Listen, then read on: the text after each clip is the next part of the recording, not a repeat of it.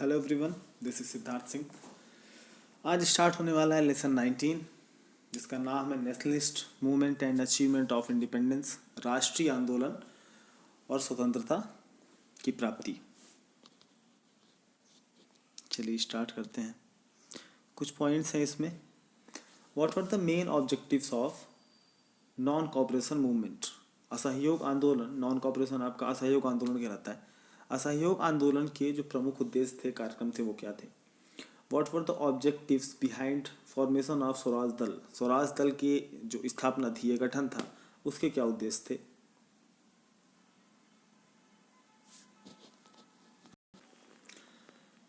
In what condition for the civil disobedience movement launched? सविनय अवज्ञा आंदोलन किस परिस्थिति में चलाया गया था? लास्ट है आपका why was the quit India movement a failure? Bharat छोड़ो आंदोलन आपका क्यों असफल हो गया था? इसी पे है पूरा चैप्टर आपका। स्टार्ट करते हैं फर्स्ट पैराग्राफ से। Mahatma Gandhi's entry into Indian politics heralded a new era. After 1919, Gandhiji gave a new shape and direction to Indian politics and nationalist movement. Later on, several movements took place under his leadership. Bharat की राजनीति में महात्मा गांधी का जो entry थी, जो प्रवेश था, वो नए युग का प्रारंभ का सूचक था। 1919 ईस्वी के बाद से महात्मा गांधी ने भारतीय राजनीति और राष्ट्रीय आंदोलन को एक नया शेप दिया था, नया स्वरूप दिया था। इसके बाद इनके नेतृत्व में आगे भी कई सारी चीज़ें होती रही। गांधी जी अफ्रीका से लौटे थे 1915 में।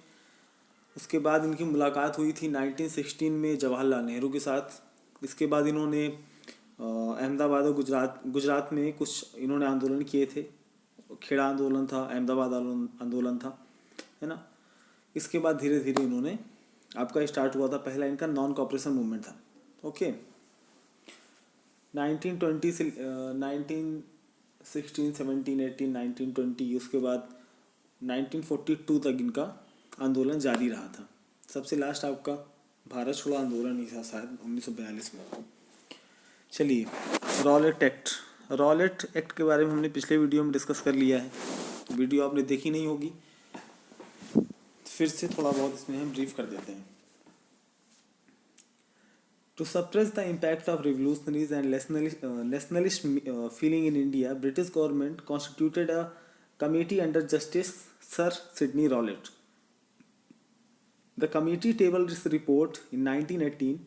Under the suggestions of the committee, 2 bills were passed in Central Legislative in 1919. These bills were known as Rowlett Act. Despite opposition from Indians, this bill was implemented on March 8, 1919. Rowlatt act आपका इसको हम पूरा पढ़ देते हैं, पूरा नहीं, धीरे धीरे पढ़ते हैं। भारत में जो रॉलेट एक्ट का जो मेन रोल था आपका, वो ये था कि देखिए, भारत में जो क्रांतिकारी गतिविधियां थी, क्योंकि क्रांतिकारी गतिविधियों के हमने 2 फेज पढ़े हैं। एक आपका फर्स्ट फेज था, एक सेकेंड फेज था। जो फर्स्ट फेज वाला जो क्रांतिकारी गतिविधियां थी, वो उस टाइम पे इसको लॉन्च किया गया था। रॉलेट एक्ट को उस टाइम पे बनाया गया था। रॉलेट नाम क्यों पड़ा था? क्योंकि सिडनी रॉलेट करके जो बंदा था, ये आपका एक न्यायाधीश था, जज था। तो उसकी अध्यक्षता में एक कमेटी बनाई गई थी, एक कमेटी फॉर्म की गई थी। तो उसके नाम पे, उसके सरनेम के नाम पे रॉलेट एक्ट नाम रख दिया गया था। रॉलेट एक्ट को हम बिना दलील, बिना अपील और बिना वकील का भी कानून कहते हैं। इसको काला कानून भी कहा जाता है ना। तो भारत में जो क्रांतिकारियों की गतिविधियां थी, वो दिन ब दिन आपकी तेज होती चली आ रही थी। तो उस गतिविधि को रोकने के लिए और गवर्नमेंट को, पुलिस को या फिर एडमिनिस्ट्रेशन को ज़्यादा एम्पावरमेंट करने के लिए इस कानून को लाया गया था कि किसी भी समय पे किसी भी सस्पेक्ट को हम, चाहे उसके ऊपर शक हो चाहे ना हो, चाहे वो किसी प्रकरण में लिप्त हो चाहे ना हो, हम उसको उठा सकें बिना उसके अपील के, बिना किसी सुनवाई के, बिना कोर्ट कचहरी के, उसको जेल के अंदर भर दिया जाए। इसलिए इस कानून को बनाया गया था। इस कानून में आपका जो सर सिडनी रॉलेट थे, इनकी अध्यक्षता में जो कमेटी बनी थी उसने अपनी कमेटी की रिपोर्ट 1918 में प्रस्तुत की थी और इसको जो सेंट्रल आपकी लेजिस्लेटिव असेंबली थी उसमें इसको फरवरी 1919 में पारित कर दिया गया था। और इस कानून के बारे में जब भारतीयों को पता चला कि भाई फलाना फलाना कानून है, अब इससे ऐसी ऐसी अव्यवस्था उत्पन्न हो सकती है, किसी को भी उठा के कहीं भी डाल दिया जा सकता है, तो इसके विरोध में कुछ आवाज़ें उठी और उसके बावजूद इसको 8 मार्च 1919 को पूरी तरीके से लागू कर दिया गया। ओके, आगे बढ़ते हैं। The Rowlatt Act was passed for quick hearing of cases of revolutionaries by British government and to deny the appeal rights to them. British सरकार द्वारा क्रांतिकारियों के जो मुकदमे थे वो जल्दी सुनवाई और अपील का अधिकार छीनने के उद्देश्य से रॉलेट एक्ट को पास किया गया था। Okay, under the act the government was given the right to arrest anyone without any trial on the pretext of treason. Similarly, the government could stop his bail and prevent his activities. इसके अंतर्गत आपका राजद्रोह, देश के साथ गद्दारी जैसी गतिविधियों के संदेह में, सिर्फ संदेह में किसी भी व्यक्ति को बिना मुकदमा चलाए उसको जेल में डाला जा सकता था। उससे जो भी कैदी होता है, जो आज भी भारतीय कानून में मान लो जो भी कैदी है या जो भी सस्पेक्ट है जिसको जेल में रखा गया है या फिर पुलिस स्टेशन में लाया गया है या कचहरी में पेश किया जाता है, तो उसके कुछ अधिकार होते हैं, है ना। अधिकार होते हैं, जैसे उसको बेल लेने का अधिकार होता है, मतलब जमानत लेने का अधिकार होता है, पूछने का अधिकार होता है कि भाई हमको अरेस्ट किस हिसाब से किया गया है, क्यों किया गया है। तो ऐसी कोई भी सुविधा इस रॉलेट एक्ट में थी नहीं। कहने का मतलब है एक हिसाब से ऐसा था कि गवर्नमेंट जिसको चाहे राह चलते किसी को बिठा ले, ना बेल होगी, ना वकील कर सकते हैं, ना अपील होगी और ना ही आप छूटेंगे। सेकेंड है आपका, The act empowered government to search the arrest revolutionaries without any warrant and appeal could not be made against it. इसमें सरकार बिना वारंट के, वारंट होता है आपका जैसे किसी को गिरफ्तार करने जाना है तो मजिस्ट्रेट के तरफ से एक वारंट इशू होता है। भाई पुलिस इंस्पेक्टर या जिसके अंडर पे वो केस है वो अधिकारी मजिस्ट्रेट के पास जाता है, मजिस्ट्रेट केस को देखते हुए भाई कैसी फाइल बनी है और किस हिसाब से केस है, मतलब कितना गंभीर केस है, उस हिसाब से वो वारंट इशू करता है। वारंट इशू करने के बाद वो वारंट लेके अगले व्यक्ति के पास जाया जाता है और फिर उसको दिखा के उसको अरेस्ट किया जाता है। या फिर अगर किसी का घर सर्च करना है कि भाई पहले के टाइम, जैसे आज ही के टाइम पे मान लीजिए संजय दत्त फंसा था उस टाइम पे AK-47 की वजह से, जब सर्च वारंट हुआ था तो वारंट दिया गया, इशू किया गया था मजिस्ट्रेट की तरफ से, मुंबई पुलिस लेके गई थी वो सर्च वारंट संजय दत्त के घर पे। उसके बाद सर्च किया गया था तो उसके पास AK-47 की असलहे मिले थे। तो इसमें सरकार को बिना वारंट के क्रांतिकारियों की तलाशी और गिरफ्तारी करने की शक्तियाँ प्रदान की गई थी, जिसके निर्णयों की जो अपील थी वो नहीं की जा सकती थी। Okay, The entire nation observed one day fast in protest of this bill. Shops were closed and strike were called. The government followed the oppressive measures. April 6, 1919 was observed as Day of National Dishonor. जब ये implement कर दिया गया तो इसके विरोध में, भाई ऐसा कानून कहीं भी इम्प्लीमेंट हो जाए और आप क्रांतिकारी गतिविधियों में लिप्त हैं, आपके सीधा सीधा विरोध में ये कानून लग रहा है, तो आप कुछ ना कुछ गतिविधि तो दिखाएंगे, थोड़ा सा विरोध प्रदर्शन तो करेंगे, है ना। तो इसके विरोध में पूरे देश में एक दिन का भूख हड़ताल की गई या एक दिन का फास्ट रखा गया, उपवास रखा गया। पूरा मार्केट बंद था, पूरी दुकानें बंद थी, हड़ताल हुई। सरकार ने इसके खिलाफ आपका दमन नीति अपनाई। अप्रैल 6, 1990 का दिन था। उस दिन इसको घोषित किया गया कि ये एक राष्ट्रीय अपमान का दिन होगा। आगे बढ़ते हैं जलियांवाला बाग की तरफ।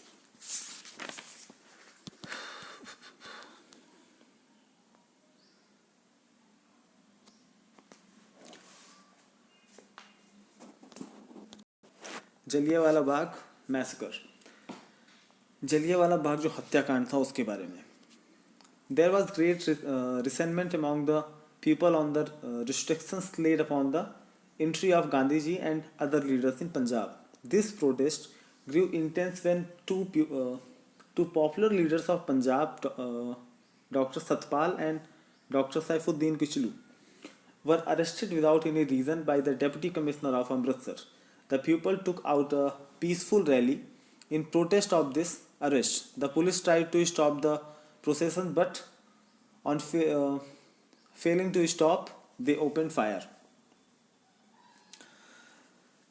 पंजाब में आपका पंजाब, महाराष्ट्र और बंगाल 3 जगह हमने पढ़ा था, और उत्तर प्रदेश यहाँ तरफ आपका ज़्यादा इंटेंस था क्रांतिकारी आंदोलन। तो पंजाब की बात हो रही है। पंजाब में आपका गांधी जी उस टाइम पे काफ़ी तेज़ी से उभर के ऊपर आ रहे थे। उनके साथ पूरा जन समूह था, जहाँ वो कुछ भी कह देते वो चीज़ सब लोग मान लेते थे। तो गांधी जी और जो उनके समकक्ष और भी नेता थे, उनको पंजाब में एंट्री बैन हो गई कि आप अंदर नहीं आ सकते हैं। उनके लिए रिस्ट्रिक्ट कर दिया गया था, वही आप यहाँ पे आएंगे सत्याग्रह चला देंगे, पूरी पब्लिक रोड में आ जाएगी, सब कुछ बंद हो जाएगा, तो सरकार को रुकना पड़ेगा। तो रिस्ट्रिक्ट कर दिया गया कि ऐसे ऐसे नेता यहाँ पे नहीं आएंगे। तो उस समय ये आक्रोश उस समय और ज़्यादा बढ़ गया, जब भाई गांधी जी को आप आने नहीं दे रहे हैं और नेताओं को आने नहीं दे रहे हैं, तो लोग गुस्सा हैं।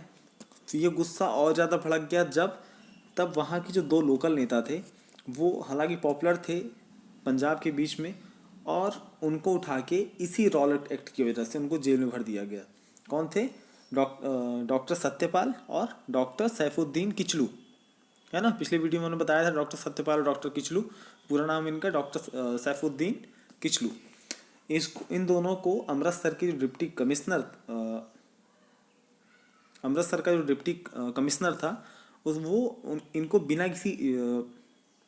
बिना किसी बात के या बिना किसी वारंट के, बिना किसी आदेश के गिरफ्तार कर लिया गया। इसके विरोध में जनता ने एक पीसफुल जुलूस निकाला। पुलिस ने जुलूस को आगे बढ़ने से रोका, लेकिन जब पुलिस सफल नहीं हो पाई इस चीज़ के लिए, तो उसने सीधे कहा कि गोली मार दो। कुछ लोग को गोली लगी, कुछ लोग घायल हुए। आगे बढ़ते हैं।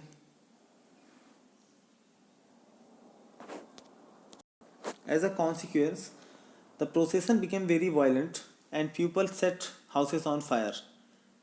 Panicked by Amritsar incident, the government handed over the charge of city to General O. Dyer on April 10, 1919.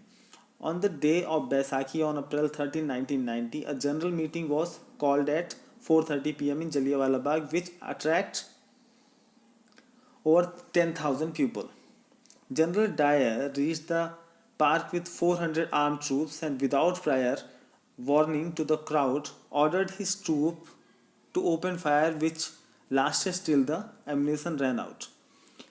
This resulted in 1,000 deaths and left a large number of people fatally injured.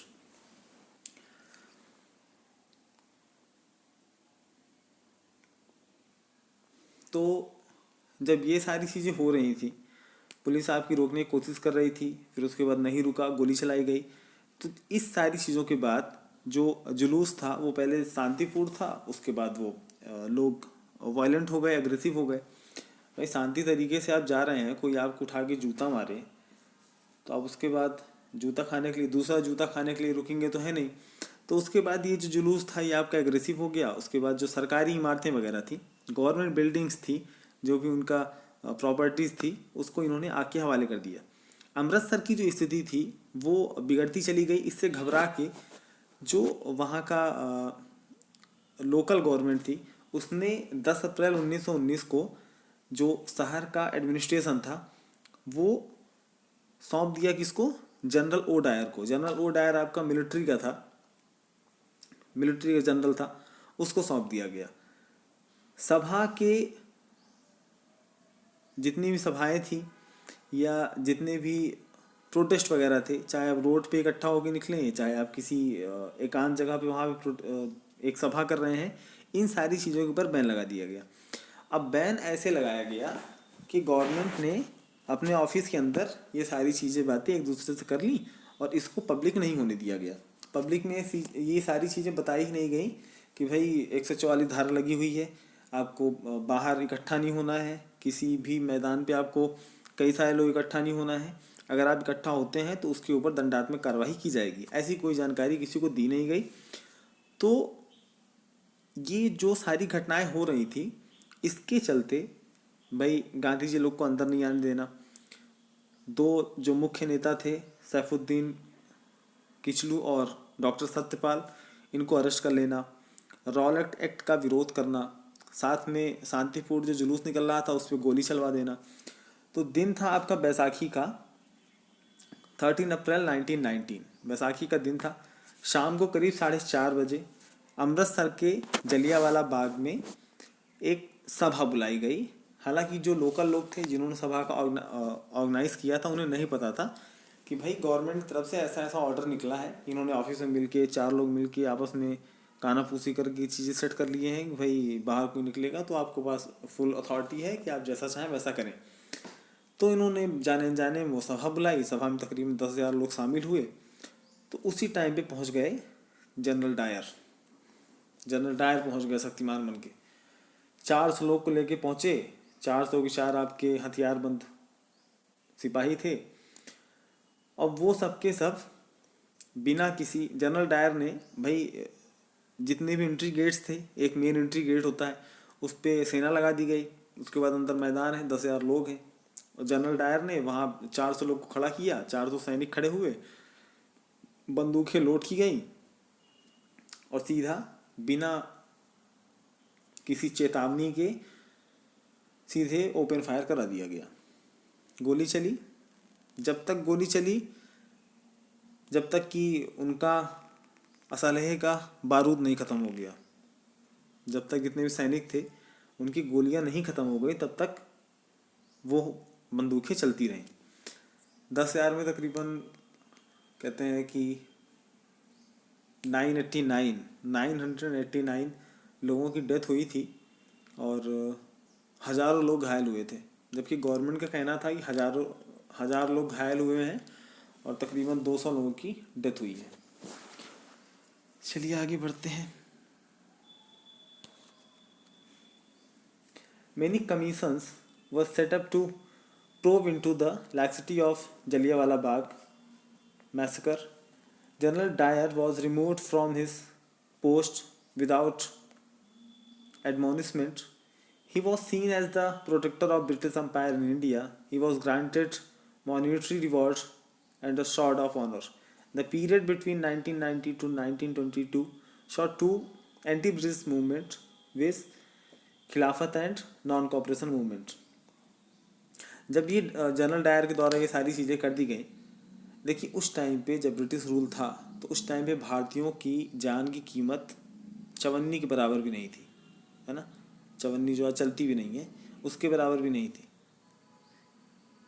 कोई कीमत नहीं थी भारतीयों की, बद से बदतर ज़िंदगी जी रहे थे। तो उस टाइम पे जनरल डायर जैसा जो व्यक्ति था, उसके द्वारा इतने लोगों को सरेआम मरवा देना, इतने लोगों को घायल कर देना, तो उस पर क्या ही कहा जा सकता है कि ब्रिटिश गवर्नमेंट उसको क्या पनिशमेंट देगी या फिर उसको रिवॉर्ड देगी। सीधी सी बात है, रिवॉर्ड देती, क्योंकि जब उनके सामने हमारी कोई कीमत नहीं है तो ऐसे लोगों को मार देने पे रिवॉर्ड ही मिलता है। तो जलियांवाला बाग हत्याकांड की जांच के लिए बहुत सारे आपके कमेटी फॉर्म की गई, बहुत सारे कमीशंस बनाए गए, लेकिन उनका कोई रिजल्ट नहीं आया। जनरल डायर को उसकी जो पोस्ट थी उससे हटा दिया गया था। हटाने के बाद उसको ब्रिटेन भेज दिया गया था।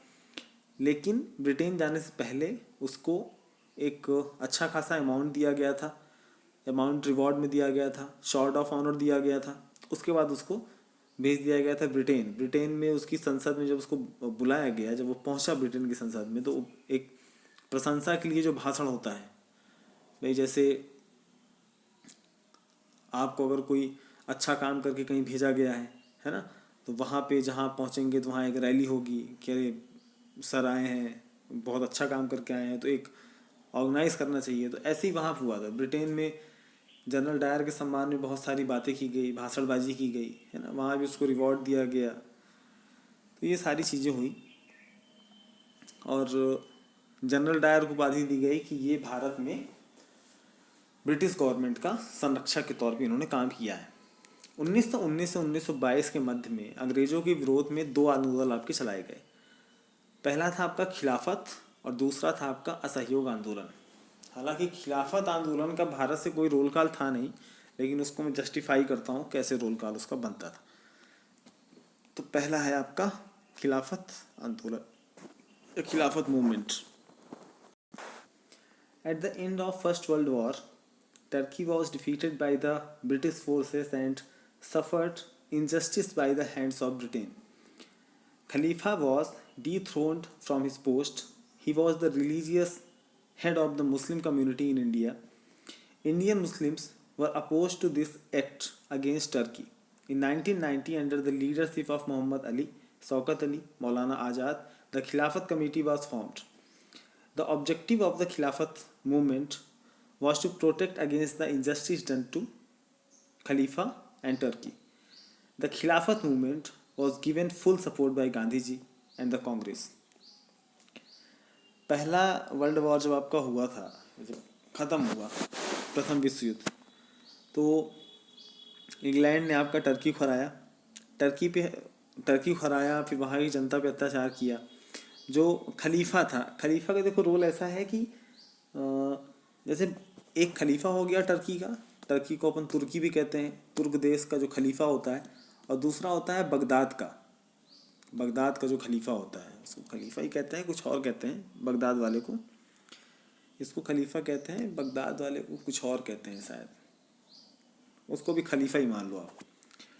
तो भारत में जितने भी आक्रमणकारी आए थे, जितने भी मुस्लिम साहब के आक्रमणकारी आए थे, वो सभी एक प्रपत्र लेके आते थे, एक ऑर्डर लेके आते थे कि हाँ हम भारत में राज कर सकते हैं या यहाँ पे लूटपाट कर सकते हैं, जो भी उनकी मंशा हुआ करती थी। तो या वो तुर्की खलीफा से ऑर्डर लेके आते थे, या फिर बगदाद के खलीफा से ऑर्डर लेके आते थे और यहाँ पे अपना साम्राज्य चलाते थे।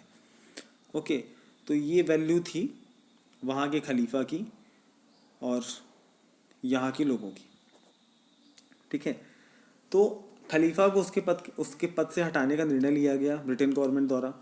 तुर्की में किए गए ब्रिटेन के इस कार्य की भारत के मुसलमानों ने बहुत ज़्यादा निंदा की और अंग्रेज़ों की खिलाफत की, मतलब खिलाफत मूवमेंट हो गया है, मतलब अंग्रेज़ों के खिलाफ हो गए, तो अंग्रेज़ों की खिलाफत की। भारत में 1990 में मोहम्मद अली, शौकत अली, मौलाना आज़ाद के नेतृत्व में खिलाफत कमेटी का गठन किया गया, जिसका मुख्य उद्देश्य अंग्रेज़ों के द्वारा तुर्की के खलीफा को उसके पद से हटाने और मुसलमानों की भावनाओं को ठेस पहुंचाने का विरोध करना था।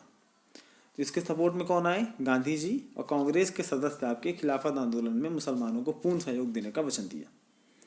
आगे बढ़ते हैं नॉन कॉपरेशन मूवमेंट की तरफ। नॉन कॉपरेशन मूवमेंट भी आपका फर्स्ट वर्ल्ड वॉर की कहानी से जुड़ा हुआ है। चलिए बढ़ते हैं। With the advent of the First World War, English asked for Indian cooperation in the battlefield. They promised to give self-government in return. After the end of the war, Indian soldiers fought with the British Army for England, hoping to get self-government. Gandhiji was offered the title of Kaisar-e-Hind for his cooperation, but the English refused to acknowledge the promise after the end of the war. As a result, Gandhiji took the decision to start non-cooperation movement. The reasons for this were: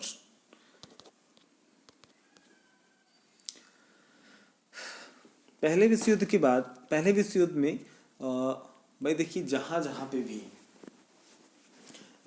पे भी colonies बनाई गई Britain government के द्वारा या France government के द्वारा, वो सभी वहाँ की लोकल आर्मी का यूज़ करते थे दूसरे देश की किसी आर्मी से लड़ने के लिए।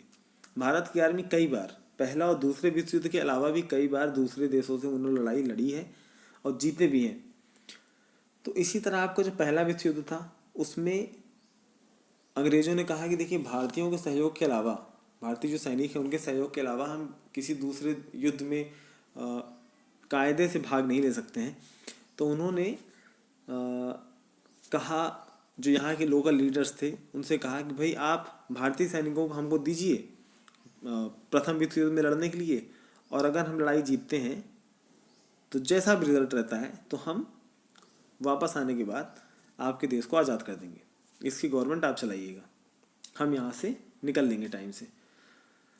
तो गांधी जी ने कहा ठीक है, हम आपको देते हैं, वादा याद रखना।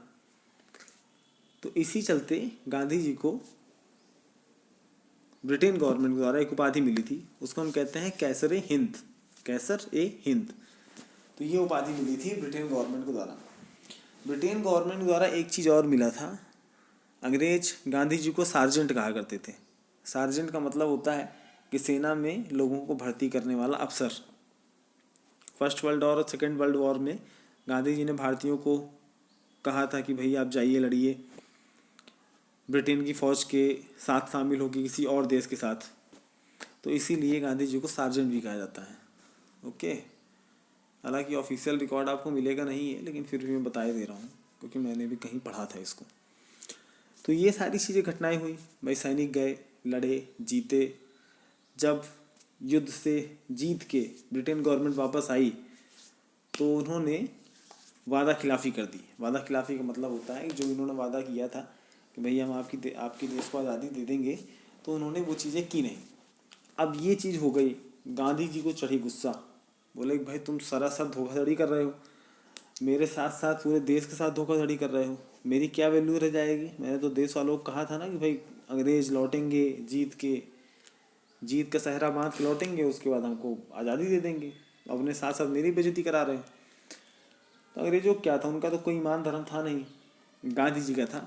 गांधी जी ने कहा कि भैया अब हम नॉन कॉपरेशन मूवमेंट चलाएंगे, असहयोग आंदोलन। असहयोग आंदोलन का मतलब होता है किसी भी प्रकार से ब्रिटिश गवर्नमेंट का सहयोग न करना, किसी भी प्रकार से, ना उनको टैक्स देना, ना उनको गल्ला देना, जो भी अनाज होता है आपका टैक्स के लिए वसूला जाता है, ना वो देना, जितनी भी अंग्रेजी डिग्रियां हैं वो वापस कर देना, जितनी भी उपाधियां हैं उसको वापस कर देना। भाई किसी को जैसे गांधी जी को कैसर हिंद मिली, किसी को नाइटहुड मिलती है, किसी को सर मिलती है ना, ऐसे करते करते जिनको भी जो भी उपाधियाँ मिली वापस कर देना। जो भी गवर्नमेंट जॉब करते हैं उनको अपनी गवर्नमेंट जॉब छोड़ देनी है।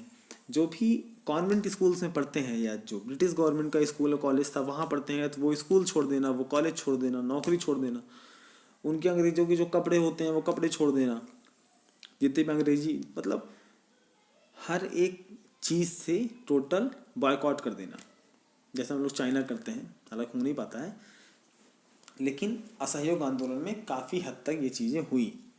ठीक है, अब कुछ पॉइंट्स हैं वो देख लेते हैं। British government's backing out from promises made during the Wars.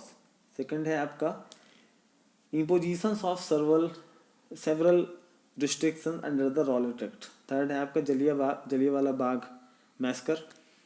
Fourth है आपका poor economic condition in India, unemployment, steep hike in prices of commodities after the first world war.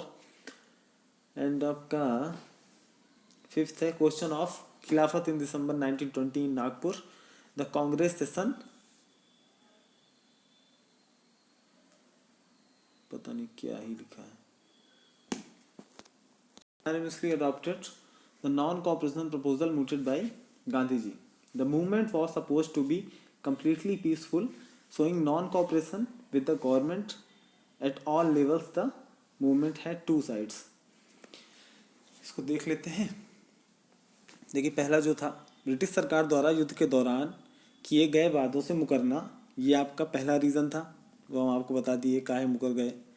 1000 साल तक राज करने के लिए इन्होंने पूरा प्लान बनाया था, जो इन्होंने संविधान हम पे इम्पोज किया है।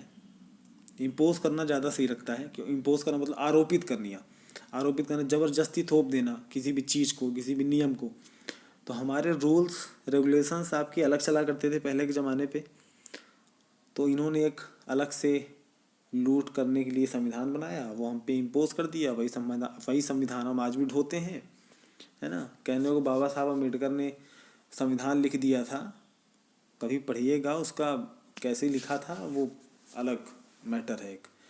सेकंड है आपका रॉलेट एक्ट के द्वारा भारतीय जनता पर तरह तरह के जो प्रतिबंध लगाए गए थे, वो भी एक रीज़न था आपका नॉन कॉपरेशन मूवमेंट को चालू करने के लिए। थर्ड है आपका जलियांवाला बाग हत्याकांड, इतना बड़ा नरसंहार हुआ था, सरेआम सरे बाजार और जिसके द्वारा नरसंहार किया गया था, उसके खिलाफ ब्रिटिश गवर्नमेंट ने 2 रुपए का भी एक्शन नहीं लिया था। शुक्र मनाओ कि पंजाब के ही आपके सरदार उधम सिंह वो गए लंदन गए और ब्रिटिश पार्लियामेंट के अंदर जनरल डायर का खोपड़ी खोल दिए। फोर्थ है आपका प्रथम विश्व युद्ध के बाद भारत की जो आर्थिक स्थिति खराब थी, जो अनएम्प्लॉयमेंट बढ़ रहा था, बेरोजगारी बढ़ रही थी और जो वस्तुएं थी जो उनकी प्राइजेस में हाइक आ रहा था, अत्यधिक वृद्धि हो रही थी, उसके खिलाफ भी आपका ये मूवमेंट चलाया गया था। फिफ्थ है आपका खिलाफत का जो प्रश्न था वो। ओके, दिसंबर 1920 में कांग्रेस के नागपुर अधिवेशन में गांधी जी के असहयोग के प्रस्ताव को स्वीकार कर लिया गया। आंदोलन आपका पूरी तरह से शांतिपूर्ण चलाया जाना था, प्रत्येक स्तर पर सरकार के साथ असहयोग करना था। तो आंदोलन के 2 पक्ष थे, पहला था बायकॉट और दूसरा था आपका कंस्ट्रक्टिव साइड, मतलब स्वदेशी अपनाना। आज भी गवर्नमेंट स्वदेशी पे जोर देती है क्योंकि इससे अपनी इकोनॉमी को बूस्ट मिलेगा और हम ज़्यादा फायदे में रहेंगे। जो हमारे देश का रुपया है वो हमारे देश में रहेगा, ये देश से बाहर नहीं जाएगा। तो इससे जो विदेशी मुद्रा है वो घटेगी नहीं। ओके, चलिए ठीक, बॉयकॉट पे अपन फोकस करते हैं। 5 पॉइंट है। फर्स्ट है आपका सरकारी पद और उपाधियों का त्याग कर देना, गवर्नमेंट पोस्ट एंड टाइटल्स का जो है वो त्याग कर देना। तो गांधी जी अपने कैसरी हिंद की उपाधि वापस कर दिए थे। रविन्द्रनाथ टैगोर को नाइटहुड की उपाधि मिली थी, उन्होंने वापस कर दी थी। सर की उपाधि भी किसी को मिली थी, उन्होंने वापस कर दी थी। जो वकालत की डिग्री रखे थे उन्होंने अपनी वकालत की डिग्रियां वापस कर दी थी। सेकंड है आपका सरकारी स्कूल और कॉलेज का बहिष्कार, boycott government schools and colleges. जितने भी स्टूडेंट्स थे, अब हर दौर में हर ज़माने में कुछ गद्दार आपको हमेशा मिलेंगे जो अत्याचार कर रहा है उसी का पक्ष लेते हैं। तो उस दौर में भी ऐसा था कि जो गवर्नमेंट स्कूल और कॉलेज नहीं छोड़े, अपनी नौकरियां नहीं छोड़े, अपनी डिग्रियां नहीं छोड़े, है ना, लेकिन कई लोगों ने सरकारी स्कूल और कॉलेज का बहिष्कार किया।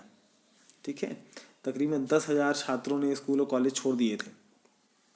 थर्ड है आपका न्यायालय का बहिष्कार करना, बायकॉट जुडिशरी। जो भी केसेस हैं, जो भी चीज़ें हो रही हैं, चाहे वो फौजदारी हो चाहे वो दीवानी हो। दीवानी का मतलब होता है आपका सिविल केसेस और फौजदारी का मतलब होता है आपका जो लड़ाई झगड़े का केस होता है वो। तो जितने भी केसेस हैं, चाहे छोटे हों बड़े हों किसी भी तरह के हों, तो उसके लिए उस चीज़ का निपटारा करने के लिए हमें न्यायालय का या कोर्ट कचहरी का दरवाज़ा नहीं खटखटाना है, वहाँ पे हमें अपील नहीं करनी है, हम आपस में ये सारा मामला सुलझा लेंगे। फोर्थ है आपका नॉट टू पे टैक्सेस, टैक्स ना देने का निर्णय करना, किसी भी तरह का टैक्स, चाहे वो डायरेक्ट टैक्स हो या इनडायरेक्ट टैक्स हो, चाहे वो अनाज के तौर पे हमको टैक्स देना पड़े या रुपए के तौर पे हमको टैक्स देना पड़े, चाहे वो हमको ज़मीन पे टैक्स देना पड़े, घर पे टैक्स देना पड़े, कुछ चीज़ें लेने के लिए जो टैक्स देना पड़ता है, मतलब किसी भी प्रकार का टैक्स हमको गवर्नमेंट को नहीं देना है। फिफ्थ है आपका boycott of foreign goods and clothes, विदेशी वस्तुओं और वस्त्रों का बहिष्कार कर देना। चाहे ब्रिटेन गवर्नमेंट कुछ भी बना के दे, सुई से लेके जहाज तक भी बना के दे रही है, चाहे वो कपड़े से लेके कुछ भी बना के दे रही है, उसको हमको यूज़ नहीं करना है।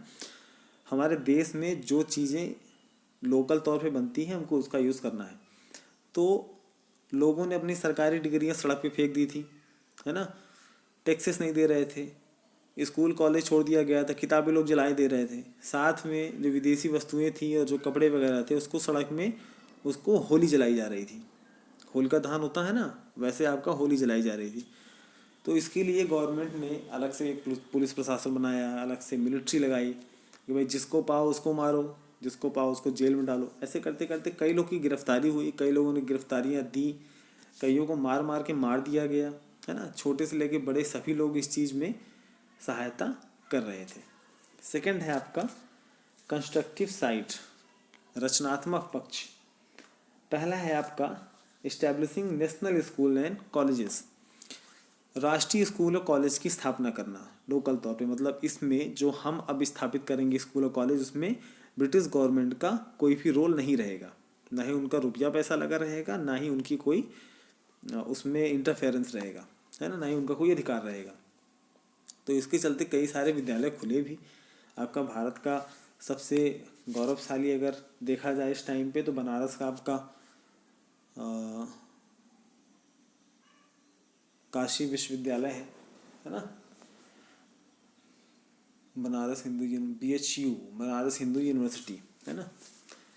सेकंड है आपका to settle disputes by panchayats.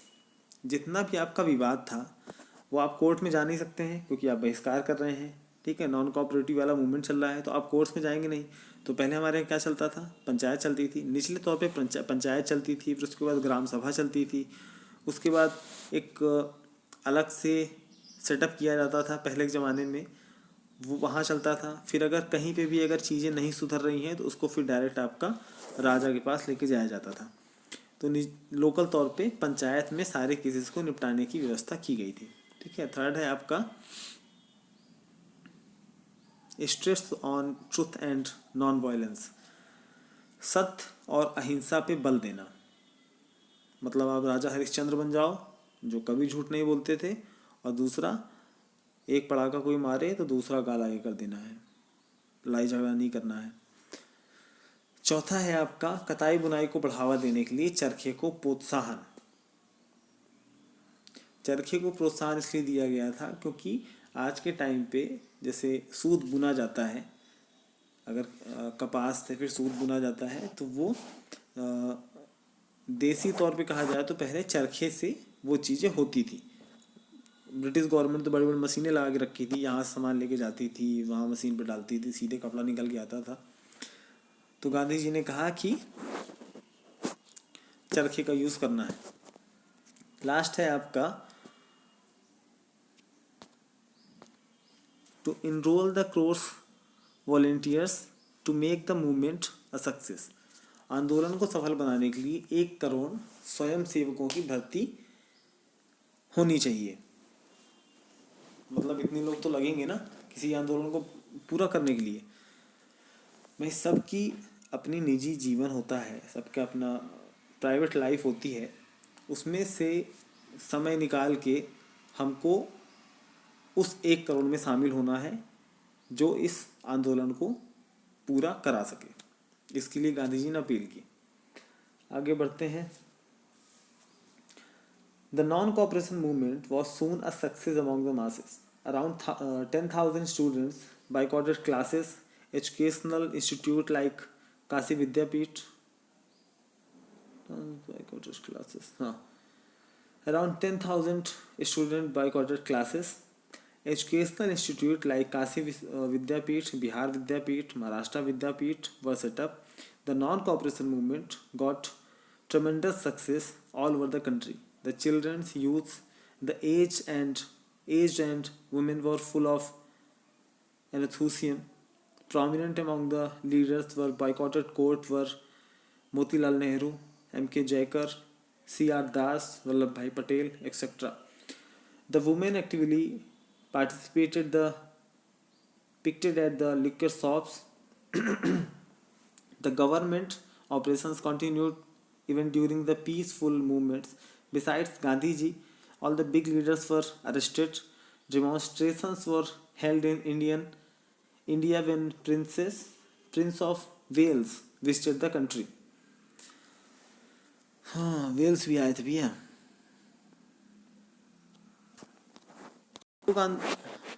असहयोग आंदोलन आपका लोगों के बीच में काफ़ी लोकप्रिय होता चला गया। धीरे धीरे जल्दी उसने लोकप्रियता पकड़ ली। तकरीबन 10,000 बच्चों ने स्कूल कॉलेज छोड़ दिए, जो भी गवर्नमेंट के स्कूल कॉलेज थे वो सब छोड़ दिया गया।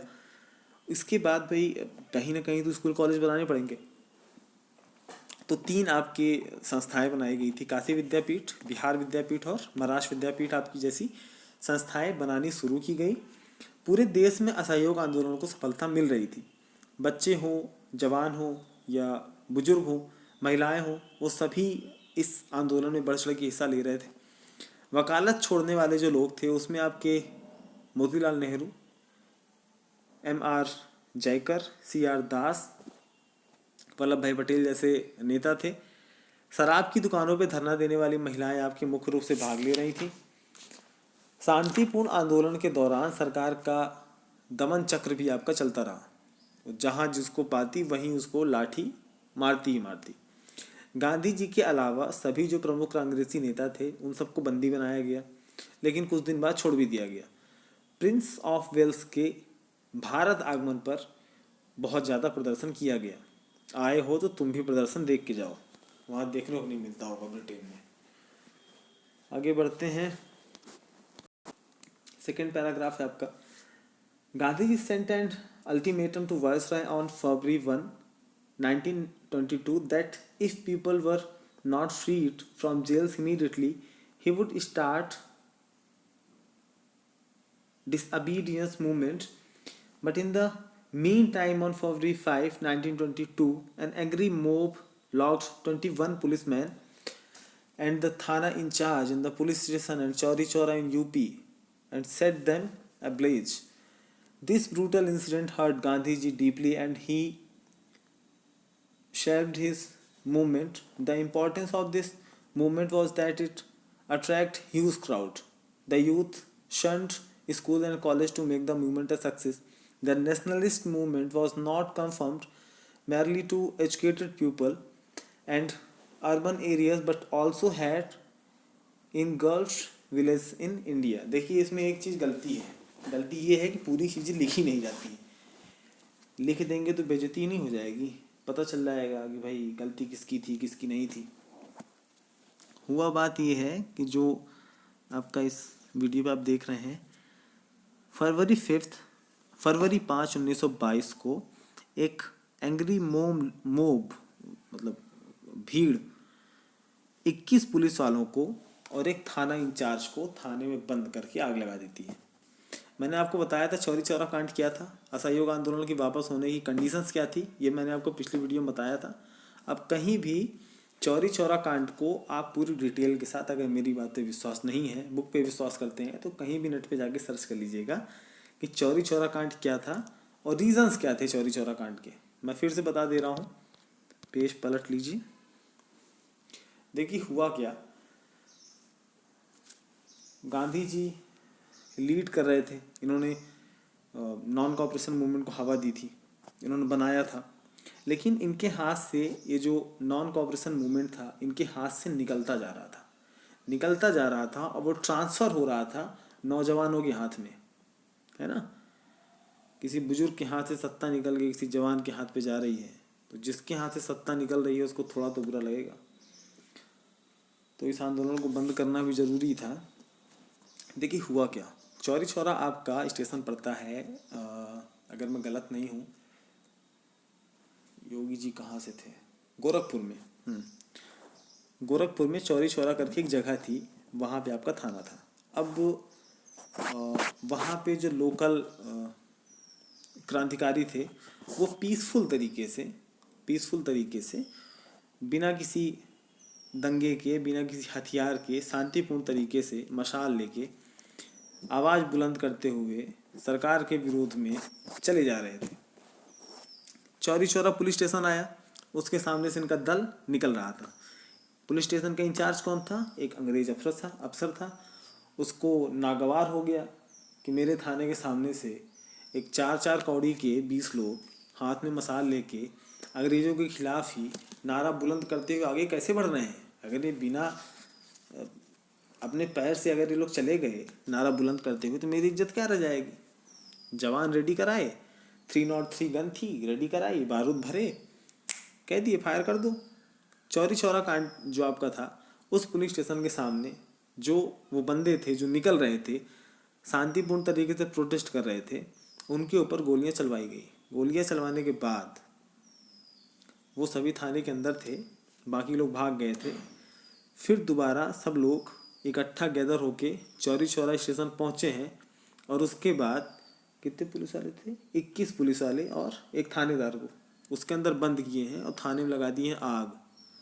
हमारे ही देश में हम ही पसीना जोरी करोगे तो हश्र तो यही देखने को मिलेगा ना। तो गांधी जी को ये चीज़ बुरी लग गई। उन्होंने कहा कि ये जो नॉन कॉपरेशन मूवमेंट है ये चीज़ होना नहीं चाहिए। रीज़न ये था उनका कहना, सेंटेंस स्टेटमेंट ये था कि अभी जो हमारा देश है वो आज़ादी पाने के लायक नहीं है, हम रेडी नहीं हैं, टू बी प्रिसाइज हम रेडी नहीं हैं आज़ादी पाने के लिए। ये उनका कथन था जब उन्होंने नॉन कॉपरेशन मूवमेंट को वापस लिया था।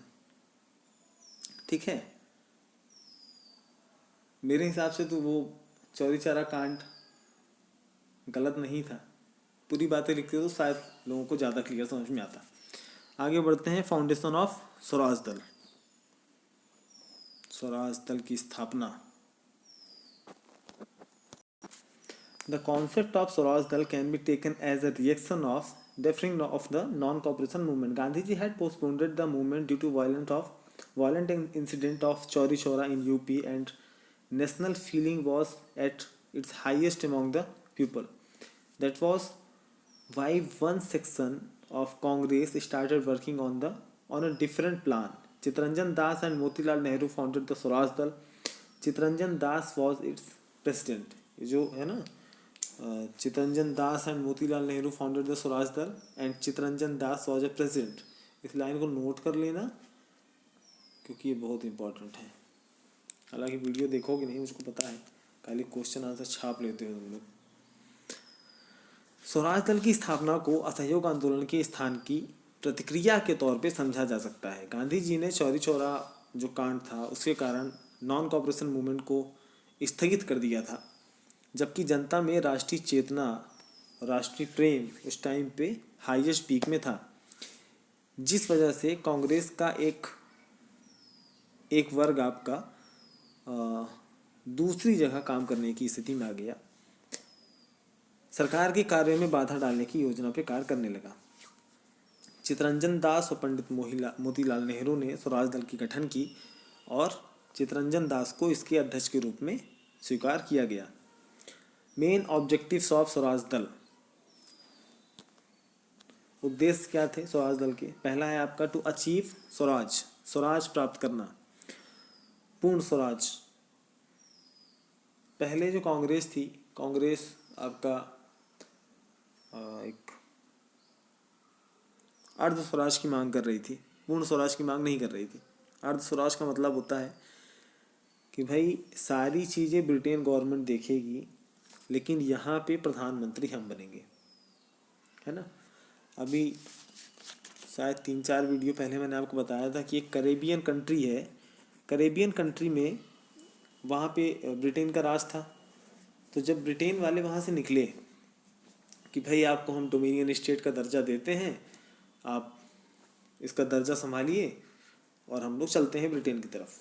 जब लोग वहाँ से निकले ना, तो डोमिनियन स्टेट का मतलब होता है कि प्रेसिडेंट नहीं, प्राइम मिनिस्टर आपका होगा, लेकिन जो प्रेसिडेंट होगा ना वो आप अपने देश पे अपॉइंट नहीं कर सकते हैं।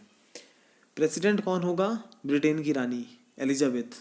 तो करेबियन कंट्री का वो देश मुझे याद नहीं आ रहा है, उस जगह पे जो प्रेसिडेंट थी वो थी ब्रिटेन की रानी एलिजाबेथ, और वो लोग अपना जो प्राइम मिनिस्टर था वो चुन सकते हैं, प्रेसिडेंट नहीं चुन सकते हैं। प्रेसिडेंट आपका राष्ट्राध्यक्ष होता है, मतलब राष्ट्र का अध्यक्ष होता है, वो अपने देश का होना चाहिए। तो वहाँ पे ऐसा नहीं था, ठीक है। तो यहाँ पे भी सेम मांग की जा रही थी कि भाई हमको डोमिनियन स्टेट चाहिए, हमको ब्रिटेन से पूरी तरह से आज़ादी नहीं चाहिए, क्योंकि हम उतने प्रॉपर एलिजिबल नहीं हैं कि हम सब कुछ एक साथ चला सकें। तो ब्रिटेन गवर्नमेंट हमारे साथ रहेगी तो थोड़ा सा सपोर्ट बना रहेगा। तो इन्होंने कहा कि भाई हम प्रधानमंत्री तो हम बन जाएंगे, प्रधानमंत्री कोई बन जाएगा, गांधी जी को बना देंगे, नेहरू जी तो बैठे ही हैं, हम किसी को भी बना देंगे प्रधानमंत्री। और रानी साहिबा जो हैं एलिजाबेथ, उनको आप प्रेसिडेंट के तौर पे स्वीकार्य रहिए। तो ये कॉन्सेप्ट होता है आपका डोमिनियन स्टेट का। लेकिन जब आपका सेकेंड फेज आपका स्टार्ट होता है रेवोल्यूशनरी एक्टिविटीज़ का, क्रांतिकारियों का जो दूसरा चरण स्टार्ट होता है, उसमें जो आपका एक पार्टी बनी थी सोशलिस्ट रिपब्लिकन एसोसिएशन, है ना, इंडियन सोशलिस्ट रिपब्लिक एसोसिएशन। इसमें भगत सिंह थे, राम प्रसाद बिस्मिल थे, अशफाकुल्ला खान थे, ठाकुर रोशन सिंह थे, आज़ाद थे। इन सभी ने ये मांग की थी कि हमको पूर्ण स्वराज चाहिए, सिर्फ स्वराज नहीं चाहिए, हमको पूर्ण स्वराज चाहिए, डोमिनियन स्टेट हमको नहीं चाहिए। हम पूरी सत्ता अपने हाथ पे चाहते हैं। हम प्रेसिडेंट भी खुद चुनेंगे, प्राइम मिनिस्टर भी खुद चुनेंगे, अपना एडमिनिस्ट्रेशन खुद चलाएंगे, पुलिस भी हमारी रहेगी, मिलिट्री भी हमारी रहेगी, बाहर की जो भी आपका इंटरनेशनल अफेयर्स होता है वो हम खुद देखेंगे। इस पर हमको किसी भी तरीके से ब्रिटेन गवर्नमेंट की या और भी किसी गवर्नमेंट का इंटरफेरेंस मंजूर नहीं होगा। इसको कहते हैं पूर्ण स्वराज। ठीक है, तो स्वराज दल का दूसरा उद्देश्य देखते हैं क्या है। टू इंटरप्ट ऑफिशियल वर्क्स, सरकारी कार्यों में बाधा उत्पन्न करना। थर्ड है आपका to oppose the politics of British government, अंग्रेजों की नीतियों का विरोध करना।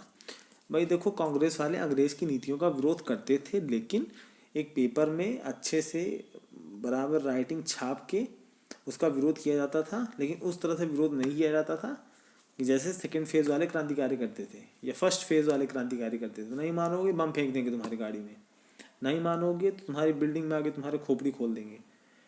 इस तरह से विरोध कांग्रेस वाले नहीं करते थे, वो पेपरबाजी करते थे। ठीक है, अगला है आपका टू डेवलप नेशनल अवेकिंग, राष्ट्रीय चेतना का विकास करना। लास्ट है आपका to enter councils by election, चुनाव लड़के काउंसिल में प्रवेश करना। यही इनका मुख्य लक्ष्य था, चुनाव लड़के काउंसिल तक पहुंचना है, काउंसिल के बाद आपका नेता बन जाना है, संसद बन जाना है, विधानसभा अध्यक्ष बन जाना है, यही सब था। Works and achievements of Swaraj Dal. The members of Swaraj दल वल्लभ भाई पटेल, चित्तरंजन दास, पंडित Motilal Nehru and other members jointly formed an independent forum to put up demands before the government.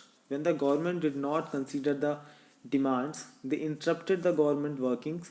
After 1926, the Swaraj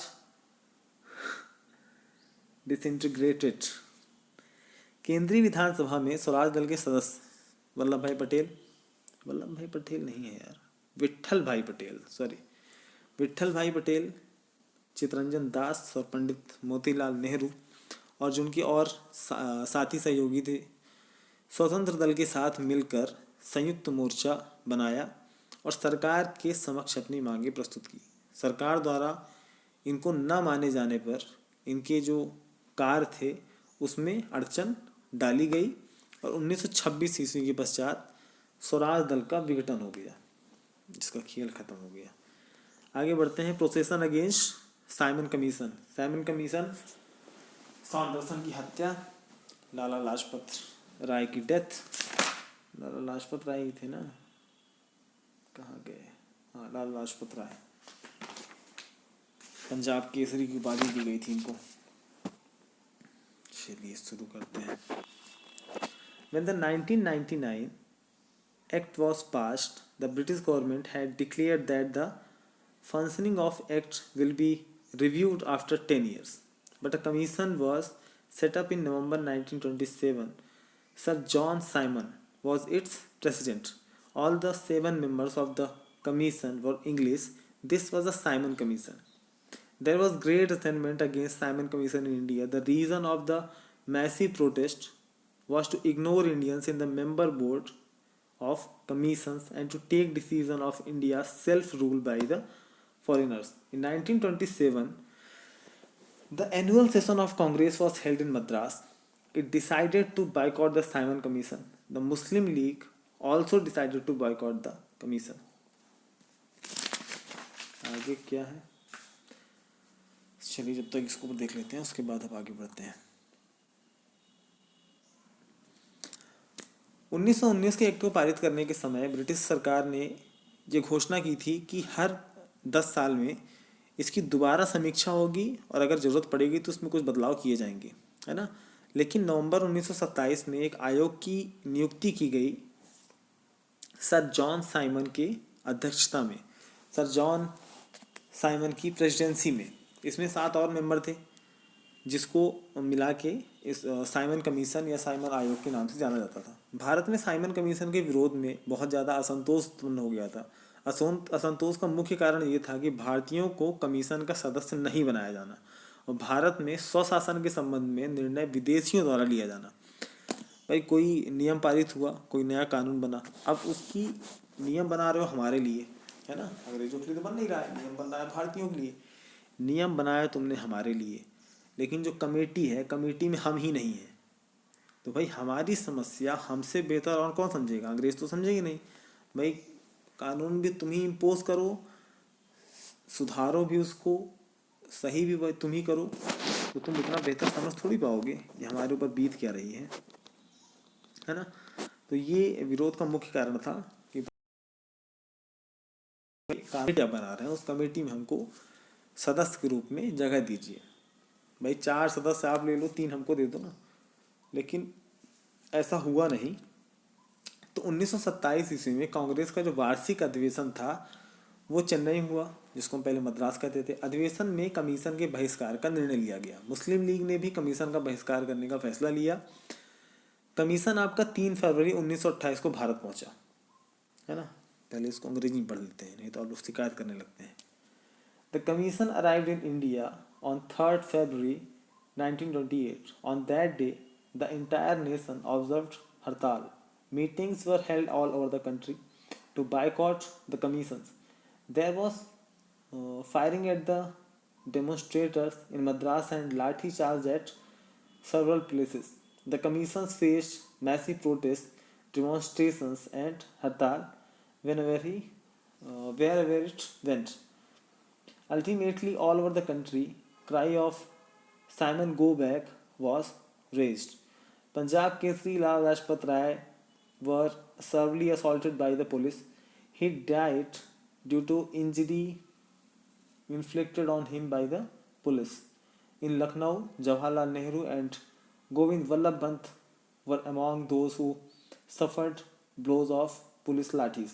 During the allegations against the Simon Commission, the Indian people once again showed their unity and determination for freedom. 3 फरवरी 1928 को जब Simon commission का पूरा दल था वो भारत पहुंचा, उस समय पूरे देश में हड़ताल हुई। साइमन कमीशन का बहिष्कार करने के लिए सारे देश में सभा आयोजित की गई। मद्रास में प्रदर्शनकारियों पे गोलियां चलाई गई और भी जगहों पे अलग अलग स्थानों पे लाठीचार्ज हुआ। कमीशन आपका जहाँ भी जाता था वहाँ उसको ज़बरदस्त विरोध देखने को मिलता था। सारे देश में नारा लग रहा था साइमन कमीशन वापस जाओ, साइमन कमीशन वापस जाओ, go back Simon, go back to जहाँ से तुम आए हो। तो पंजाब वाला केस हमने आपको बता दिया था कि लाला लाजपत राय के नेतृत्व में आपका जो भी इंडियन रिपब्लिक एसोसिएशन, उसको बाद में इंडियन सोशल रिपब्लिक एसोसिएशन कर दिया गया था, तो इनके द्वारा विरोध प्रदर्शन किया जा रहा था। तो उस टाइम पे सॉन्डर्स करके एक 22 साल का लड़का जो पुलिस सुपरिटेंडेंट था, उसके नेतृत्व में जो पुलिस टुकड़ी थी वहाँ पे, उसने लाला लाजपत राय को जब देख लिया कि वो लीडर के तौर पे यहाँ पे आया हुआ है, तो उसको घेरे और घेरने के बाद सभी ने मिलके, उस टाइम पे सारे जो पुलिस वाले थे कुछ घोड़े पे थे कुछ पैदल थे, उन्होंने सारे मिलके लाला लाजपत राय के सिर पे बराबर लाठीचार्ज किया, लाठियाँ मारी। उसके चक्कर में लाला लाजपत राय की वहीं पे डेथ हो गई। ठीक है, लाला लाजपत राय मरते मरते भी एक बात कहते चले आ रही थी कि मेरे सिर पे पड़ने वाले अंग्रेज की हर एक लाठी अंग्रेज सरकार के ताबूत में अंतिम कील साबित होगी, और वो हुआ भी। तो ये सारी चीज़ें हुई, इनकी डेथ हुई। ठीक है,